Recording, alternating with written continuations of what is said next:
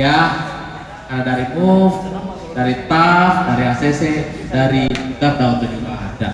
Kala Toyota memamerkan 5 mobil unggulannya dalam ajang Gaikindo Indonesia International Auto Show atau GIIS Makassar 2025. Pameran otomotif ini digelar di Sumarekon Mutiara Makassar Convention Center, Kecamatan Biringkanaya, pada Rabu, Minggu 25 sampai 29/11/2025. Mobil yang dipamerkan meliputi All New Hilux Rangga, All New Yaris Cross, All New Alphard HEV, All New Kijang Innova Zenix HEV, dan Toyota GR Supra.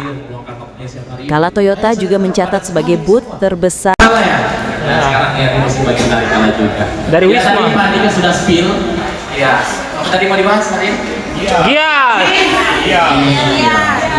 Saya lupa nih Gias tadi 6 tahun, butuh kurang lebih 6 tahun lah. Terakhir itu diadakan di Triple C. Triple C. Tapi Toyota ada ikut kalau di dalam pada saat ingat nggak? Ya. Hah? Ada ingat nggak? Enggak.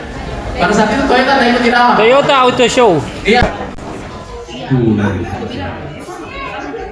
Hari ini tuh teman-teman semua, ya biasanya kan kalau kita bicara preskon selalu yang dibahas sama program ya.